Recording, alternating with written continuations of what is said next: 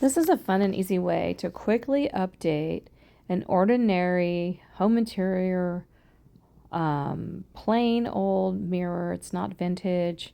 It's probably from the 1990s. First of all, I just taped off the glass. You don't have to, but it does help alleviate some of the scraping you'll have to do. Then I went ahead and took some of Dixie Belle's White Lightning, which is a cleaner, and wash this thing because you don't know. I got it from the thrift store, where it's been, how much grease it's been subject to, and all that. And then I rinsed it with clean water and I just scuff sanded it right over the top.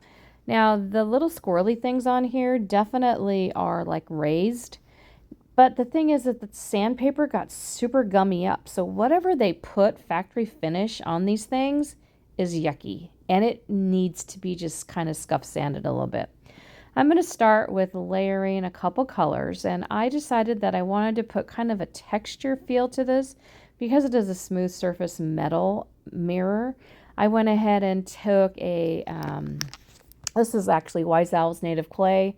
It's kind of a brick red color, I don't know what this, yeah, it's a brick red color. And mix some salt wash. Salt wash is a texture additive that I absolutely am in love with.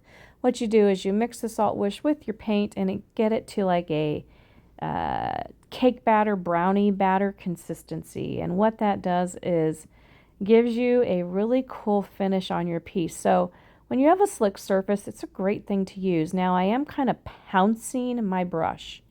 And by pouncing my brush, I am giving it a texture feel. I apologize I didn't get it closer in, but what it does, instead of brushing back and forth, it's giving me more of a natural texture look and feel to this. So when I add the layers on top of the layers that I'm going to do, it just makes it look, it's just a little bit nicer. Super easy to do. Get a big brush that you don't really care about. I have extra brushes. These are not my nice brushes. And I just pounce it on there and then I let it dry. The salt wash will cure super, super hard, and it's an awesome, awesome way to get paint to stick. So I came in with a dark brown. This is actually called Coffee Bean by Dixie Belle. It is an espresso brown color. And I have my Klingon brush, which is my go-to brush to paint with. And I am basically doing a dry brush over. Now the dry brush, and that cheap brush I used, left a lot of hairs. I don't use that brush. I'm going to throw it away actually now that I see all the hairs that came out of it. My Klingon brushes never lose hair. So if you need to invest in a really good paintbrush, buy a Klingon brush. And I do sell them on my website. So basically now I am just kind of dry brushing over the top of the red with a dark brown. What that's doing is kind of highlighting those raised areas. You'll be able to see it a little bit better down here in the corner. Those little scrolly things are raised up. So I'm not covering the red. I am just kind of highlighting it. A dry brush is dipping in your brush into paint, wiping it off on a paper towel, and this applying it so it hits the highlighted areas of the piece. It's a really cool way to just get an effect. And also by texturing it, first of all, that makes it a much, much nicer to get this effect. A little bit of paint. Hardly need any paint to get this covered. So we're going to go ahead and do that to the whole thing. We're going to let it dry. Then this was actually a custom order from a customer who wanted me to coordinate with another mirror I had done. So it's kind of like almost like a patina finish that I'm putting on here.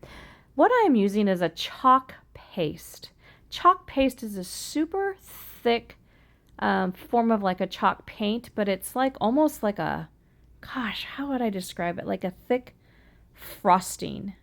And what it is I'm putting it on with a brush, and I'm just it looks like I'm painting it like straight on. And I should have moved the damn camera down, but I didn't think of it. And I grabbed a couple brushes trying to figure out which was the best way to put this on.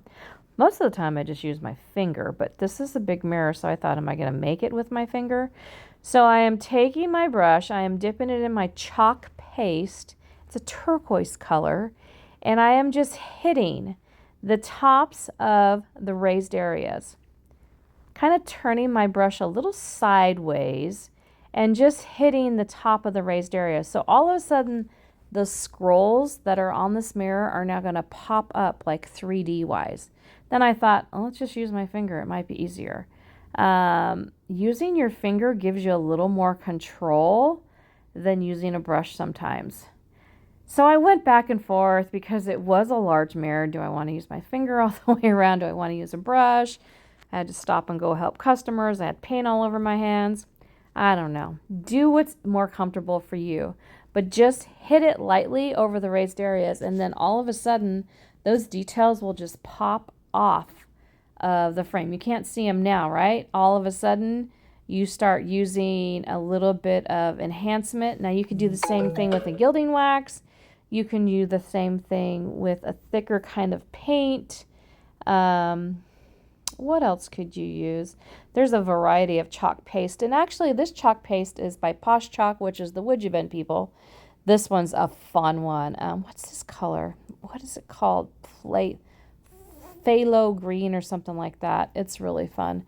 It's just super bright, and it kind of gives it like a patina kind of look. Now, you guys don't hate me, but I didn't take a picture of the entire mirror, and it already went home with a customer. But I just wanted to show you the technique so you could see how pretty it was, and it really did turn out good in the long run. Just to show you the technique on what you could do with these home interior mirrors that are at every thrift store. Thanks for watching. Go out and be fabulous.